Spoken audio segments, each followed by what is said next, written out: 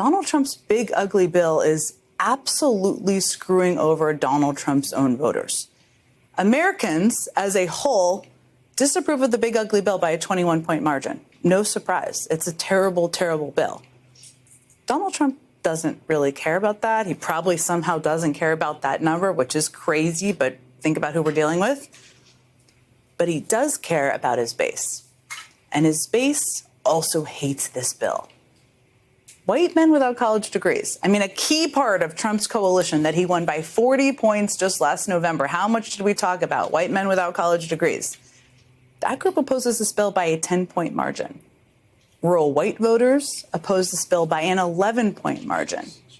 Here's how one analysis from the Washington Post summed it up quite well, I would say. In counties where more than 1/4 of the population is on Medicaid, Trump gained 17 percentage points on average over the party's 2012 performance. 17 points. More than double his average gain in counties with low Medicaid enrollment rates.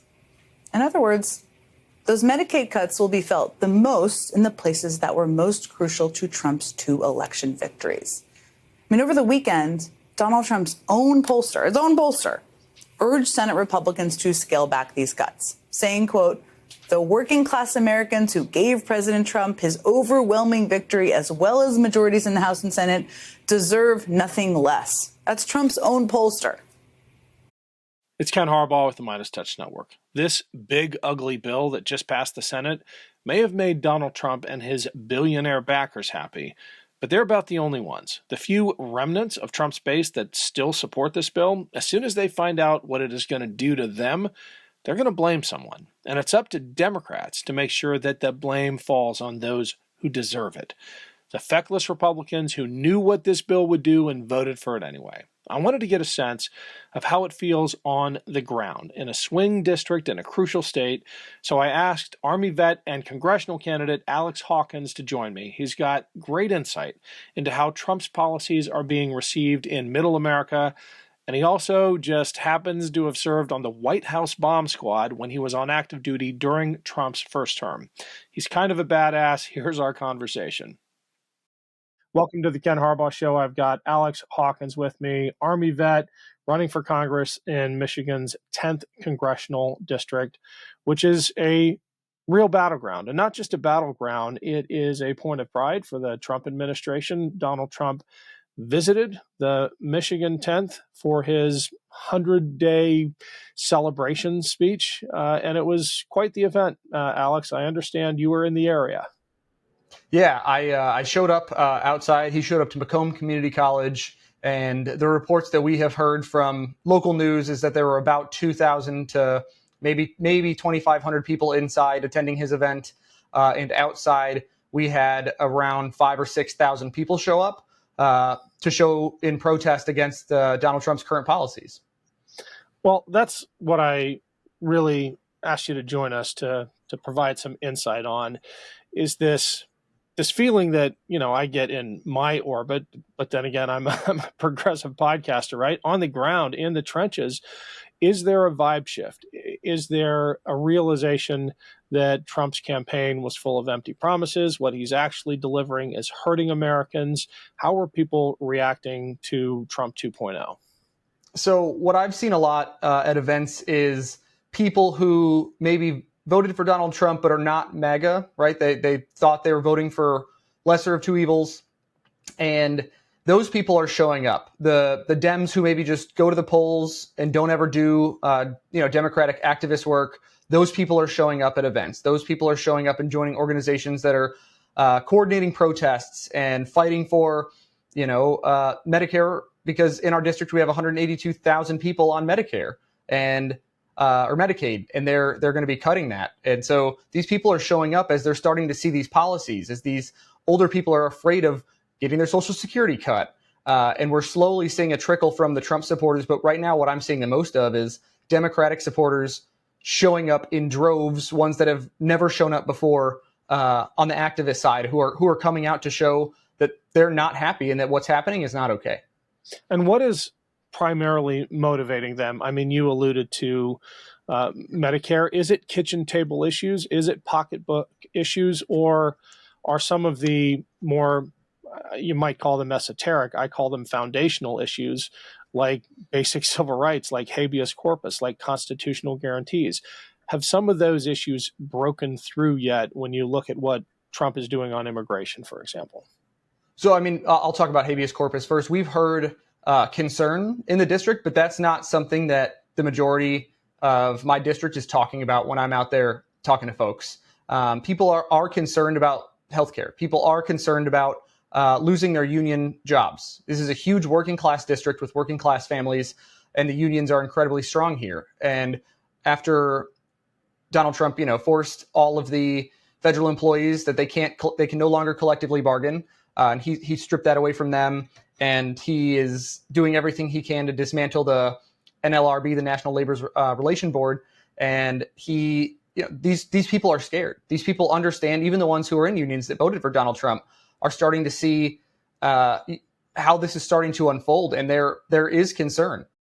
Hey, it's Ken Harbaugh. Quick break to say thank you to everyone who's been following and supporting this show and this channel. None of it happens without you. And if you haven't yet subscribed to my Substack page, I'd really appreciate the follow. It's a great way to make sure you never miss an episode. It's free to sign up. And if you're able to pitch in a few bucks, every dollar goes back into the show. Just search for The Ken Harbaugh Show on Substack or click the link below. Thanks. Is there a way to thread the needle when it comes to messaging? Because I get that those pocketbook issues are the ones that people rightly think about most of the time, right? Most people aren't steeped in politics like you, a candidate, and me, a talking head. They have real lives, and they got to go shopping and get their kids to daycare and all of that. They don't have time to worry about obsessively the things that you and I worry about, like habeas corpus. But in some ways, those are the more important issues, because if we lose those, the other issues don't matter, right? Inflation comes and goes. Policies vis-a-vis unions come and go. But if we lose our fundamental civil rights, we don't get them back for a long time. Are you trying to break through with that message, or are you being tactical and saying, look, that can wait. I got to talk about money? So, I mean, I'm talking about money first and foremost, because on election day, a lot of these things don't matter if these people are in $40,000 of credit card debt and don't have a single cent in their bank account, right? They do matter, and it's difficult, like you said, trying to thread that needle of me trying not to be an alarmist and trying to talk to these people who don't live it, and breathe it like you and I do, seeing it unfold every day and start to unravel. It takes a lot of tactical thinking and messaging to be able to speak to them on those issues that they're super concerned about, economy wise. And then me trying to say, I need you to kind of show up if you can, right? A single mom working 2 jobs who it's hard to ask, hey, can you show up to this? Hey, can you come make sure you're getting out there in the community, because they're working so hard, but we need that, or we're going to lose what we have. And it's difficult to not, I don't want to be the alarmist, but you and I see it firsthand, is it's slowly slipping away, which is what happens in these situations. Tell us a little bit about Michigan's 10th. It has swung Republican even more in 2024 than 2020, but might still be considered a bellwether. What's going on there, and how can it teach us something about the larger American electorate? So I think Macomb County, Michigan, which is 90% of the county, or 90% of the district, we have 10% of Oakland County. And so this incredibly working class, district is the middle America, is the factory towns. The district is comprised of, a different set of people than maybe a very affluent county or a very rural county, right? And so this district has gone Bernie Sanders in 2016, and then it went Gretchen Whitmer, and it went Donald Trump, and it went Gretchen Whitmer, Donald Trump again. So we know the votes are here, and these people just feel forgotten by the Democratic Party. They feel that the Democratic Party is failing them and not showing up by and large. So they're gravitating towards people like Donald Trump, who are saying, I'm going to do something for you. And they think maybe they will, because the Democrats have been telling me that they're going to for a long time, and they just haven't seen it.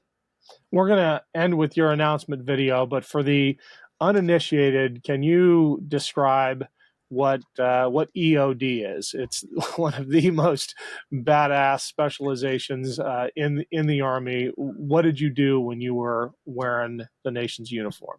Yeah, so I'm not as cool as a pilot, not as cool as a fighter pilot. But as soon as you drop your ordnance, it's my job as an explosive ordnance disposal technician, now officer, to go to that ordnance or those bombs.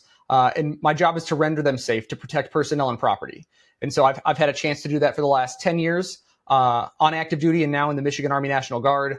I've been to Africa. I've been to the Middle East. I had a chance to work at the White House on military orders as the on-call bomb squad team. And it's the most fulfilling thing I've done in my life, because having a chance to put myself between the people that can't and the people that can, such as myself, and that are willing to do that and make that ultimate, long walk down and possibly the ultimate sacrifice. It trains a lot into you. And I don't think we're crazy, because it's either my problem or immediately it's not. So I guess. What was it like being on the on-call bomb squad at the White House? And just as an aside, my assumption is you don't care who the president is in that job. You're doing your job. And at the time, it was Donald Trump in the Oval Office, right? Yes.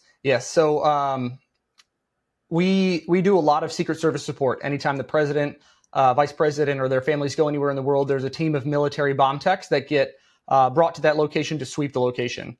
And so, yes, I worked there while Donald Trump was currently the president. I would stand on West Exec as General Mattis would come in the morning, and I could see, because we worked 24-hour shifts, and past some of these incredible figures that tried to hold on as long as they could. But we do not care who the president is, because it's about protecting the office and not particularly the person. For me, in my case, last year I had a chance to get put on military orders from October through November. And I was traveling with the Secret Service for the Trump and Harris campaigns.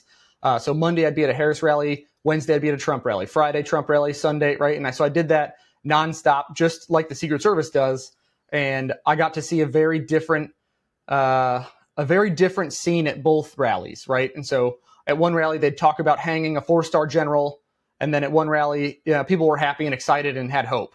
And so I lived that real time, and it's a weird place to be in when I'm standing in the hallway and I watch Donald Trump walk in front of me and walk past me. And, I have to put a separate place in my brain, as I'm sure you know, for different things that you have to do in life. I protect the office, I protect and what the office means. And it's exciting. Well, Alex, great having you. We will be tracking the race, Michigan's 10th congressional district. Where can people learn more about you and support your campaign? Yeah, Ken, I appreciate it. People can follow me on Instagram, Alex Hawkins for Congress, Facebook, the same thing. Blue Sky Next is Hawk for Congress. And if you go to my website at alexhawkinsformichigan.com, you can find all my links there. It's much easier. But no, I really appreciate you having me on and having a chance to speak to you and your viewers and your listeners. And I look forward to hopefully speaking to you later on and updating you on the race. You got it. We'll keep checking in. Good luck, Alex. Sounds good. Thanks, Ken. Hi, I'm Alex Hawkins, and I'm running for Congress because we need more people who are willing to stand up and call out the BS. When I watched Trump's inauguration and saw a bunch of billionaires sitting front and center in our US Capitol, I got pissed. I grew up with a single mom who worked hard to keep us in the middle class. I struggled in school, and I was diagnosed with dyslexia. When I was 8, I lost my father to suicide. My proudest moments are not buying private jets and increasing my net worth. They're when I was able to serve my community and my country. That's a lesson my grandfather taught me. He was hit with shrapnel in Vietnam and spent the rest of his life in a wheelchair. But he lived his life defying the odds and fighting for everyday people and those with disabilities. His example led me to join the US Army and pick one of the hardest and most impactful specializations I could think of, Army EOD, also known as the Bomb Squad. I enlisted as a bomb tech and served on active duty both at home and abroad, and I proudly continue my service as an EOD officer in the Michigan Army National Guard. But I know there are other ways for me to serve the community I grew up in. I'm a reserve sheriff's deputy, a youth mentor, and I had the honor of serving as a Congressional Wounded Warrior Fellow, where I fought for constituents and veterans to get the benefits they deserved. And that's why I'm running for Congress, to fight for the people of Southeast Michigan. The teachers, like my sister, who spend money out of their own pockets to buy school supplies. The veterans I serve with, and every family living paycheck to paycheck. Too many in Washington are out of touch with real life. I know this won't be easy, and people are gonna call me much worse than an underdog, but I don't give a shit. Life's about answering the call to serve and standing up for those who need us. I hope you'll join me.